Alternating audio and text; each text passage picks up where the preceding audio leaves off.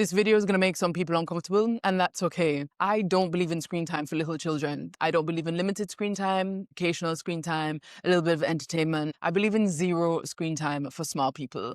And this has really helped me and my family. I am a mother of twins. They are currently 4 years old, soon to be 5. I run my business, which is coaching other parents, as well as my podcast, which finds us traveling the world, speaking to people who live abroad. And we have been traveling since January 3rd, 2005. So we're coming up to over a year. We have taken long haul flights. We have taken short-term flights. And a lot of people are always like, oh, but do you use screens on flights? I don't use the screens even when it is a 14-hour flight. And I think that this seriously contributes to my children's well-being. I think it helps them learn, and I think it helps them exist in a world even though they're constantly surrounded by other people who choose to use screens. This video isn't about judging you. I just thought I'd share 5 of the main reasons why I don't use screen time. First up, I believe that children benefit from boredom. I'm not sure why, but one of the questions that I get asked the most is, how do you keep your children entertained? And the truth is, I don't know when we thought that children needed constant stimulation or constant entertainment. When my girls are bored, I see them use their creativity. I see them make up random games, talk about things often influenced by their real world. And I think that kids thrive from boredom. I think that it forces them to get comfortable without constantly being bombarded with information, with images, with lights, with sounds. I think that even as adults, we benefit from just sitting in our own space and our own peace. So I think that kids don't actually need constant activities. I don't think they need their days to be filled and jam-packed from, hour to hour, minute to minute. I think that there's always a little bit of benefit from giving them space rather than stimulation. And because we don't use screens, I find that they don't get frustrated in their boredom. They also don't always expect me to initiate the next activity because they're happy to find something to do on their own. It also means that a lot of our days is them following me around. So, if I'm cooking, they're cooking with me. If I am setting the table, they're setting the table. If I am doing some laundry, they're doing some laundry. So they also have much more opportunity to learn life skills just because I don't think of kids' activities. Yes, certain things are age appropriate, but they can help me do laundry. They can help me wash up the dishes. And the fact is that children benefit from being given these chores. I know a lot of people are a little bit sensitive when it comes to discussing children and chores, but there was a Harvard study, longitudinal study that followed children into adulthood, and they found that the happiest children are those who have their own responsibility. So my children are expected to make their beds every day, even when we're staying in a hotel or even if we're staying in a villa where we happen to have the pleasure of someone to do it for us. It's really important for me that my children have their own little chores that they do every single day. And again, a lot of this happens during times where others might choose to give devices. I choose to give them things to do. I believe that screens disrupt emotional regulation. I think that a lot of meltdowns, a lot of tantrums are caused by screens. I think that when children are constantly used to fast images, moving pictures, lots of sound, and that constant one direction of communication. So from the device to them, and then you take that away. I've seen the meltdowns. I've seen where at breakfast, immediately a child is giving a device. Even before they have the opportunity to get upset, it's almost a part of the routine. You sit down, you get a device, and it's often really close to your eyes. So I think that it's not great for your eyesight. I think more children are having eye issues now than say, 20 years ago. And I think a lot of that has to do with these devices. I've even seen phones clicked to the pushchair. So the baby is so close even before they can speak. And I don't think that that could be great for their eyes. But emotionally, I think that we are seeing that these devices almost have our children in a chokehold. We've seen the videos with the iPad kids where they completely have a meltdown when it's taken away. And for me, I just don't want that kind of relationship with a device. So I think it's better that they don't have it, especially at this young age. And to be fair, my children have never had a meltdown. They've never had a tantrum. And I think a huge part of that is to do with screen time. There's other factors, of course, as well. But I have seen where almost children are in a trance, like their eyes are locked in. They can't see or hear anything else. And the minute that phone is taken away, all hell breaks loose. And that just doesn't look like fun times to me. So I'd rather opt out, babes. One of the biggest reasons I don't use screens is because I think that screens displace real human connection. And not just for the child, I think for the adults too. When you see a dinner table and the adults are all on phones, the child's on an iPad and nobody's communicating, my heart does break a little bit. I remember learning so much from the dinner table, from observing adult interaction, from participating in conversations. And I just think all of that is being lost if we're all on our devices. So it's not just about children, but it's also about the adults in the room. I think I'm a better parent because I am not allowed to be on my screens if my children aren't, because I have to lead by example.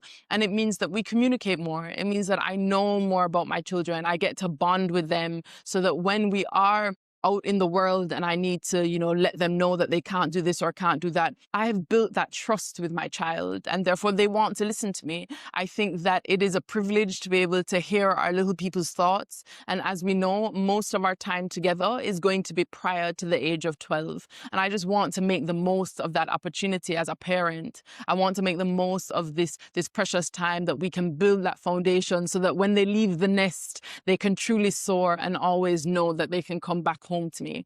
And I think that as parents, when we give our children devices, we unfortunately move away from a human to human connection. I've seen a lot of people grow up and they're a little bit socially awkward. They don't know how to communicate, how to articulate. And it's because a lot of times they've been held to a device. They know more about their games or what they're watching than they do about the people around them. Whilst I see the advantage of technology, of course, I hope that you're watching me produce this content, which of course is using technology. At the same time, I believe that it is us as the adult to really strike that balance. And when you're young and your brain is forming and you're in that crucial developmental phase, I just don't think that there is any time for a screen. I appreciate that many people will say what their children learn, from the educational content and what their children are being exposed to in a positive way. But everything in life has an opportunity cost. And my question is, whilst your child might be learning their ABCs, they might be learning other languages, they might be learning numeracy, they could be learning fun facts, all the things, I don't doubt you. But what I would ask is, at what cost? What are they missing out on? And could they be learning all of those things in different ways? And I think the answer is probably yes. So for us, I rather my children learn at this young age human connection and those bonds that hopefully will last a lifetime, rather than just invest most of their time into a device. We have seen where screens lower the threshold for joy.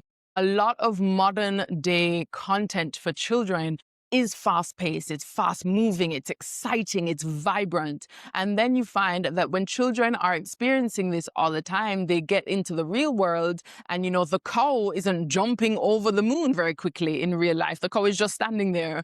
Or they see things and it's a little bit dull. It's not highly saturated like it's on a screen. So it's less vibrant, less exciting. And then you find that they are a little bit like, the real world's a bit boring. I don't know if you've seen the video with the little girl who a butterfly lands on the window and she's trying to make it bigger because she's used to using an iPad. And I just think that the threshold for joy goes lower. And then when you get out into the real world, you're a little bit sad and disappointed. And to me, that's a bit sad and disappointing. So I would want my children to go for walks, to look up, to see the blue skies, to see the real sea, the real ocean, and have those lifelong experiences and not think that, oh, that's a little bit dissatisfying, but see the world with open eyes and wonder and really fuel their imagination even more. So the idea that they think the world digitally is more exciting than the world in real time is something that I would never want for my children. So I'd rather opt out. And for now,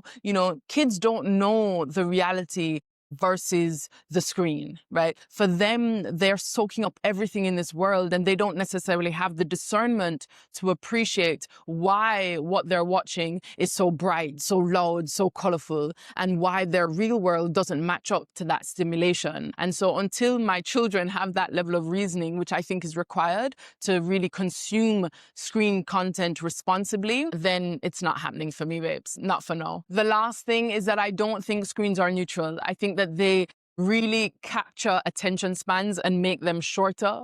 I think that ultimately we have seen studies where the more time our children are spending on these devices, the more anxious, the more depressed, the more sad, the more emotional issues they have later on. And, these devices are relatively new. So I do think that we're going to continue to see more research that indicates that having our kids on these devices younger and younger isn't the way forward. I'm just not waiting on the research because I just observe around me and my common sense tells me it's not what I want for me and my family. The other thing that I would say is that these devices, when you are exposing your child to the world, it comes at a cost. I know that many people say that they have their parental controls, and I don't doubt it for a fact, but I do think that there's always a way around these controls. And so even for teenagers, young teenagers who might not be emotionally mature yet, I do think that there's a lot of cause for concern who has access to our children. You would never wake up in the morning and open the door to your child's bedroom and say, "World, come in." And for me, that is what a cell phone does for a child, right? And so I don't want my child to be accustomed to that way of life because I will be delaying their gadgets for quite a while, probably longer than the average person, because I don't want the world to have access to my child. Even from a perspective of advertising, we see where advertisers are targeting our children younger and younger. We see where consumerism wants your child locked in as early as they can get. We've seen even face care and skincare for toddlers now, all in the name of mommy and me bonding. But in my opinion, it's also in the name of grabbing your child's attention so that they are a lifelong consumer from literally knee high to a grasshopper, as we would say in Jamaica, all the way up throughout their lives.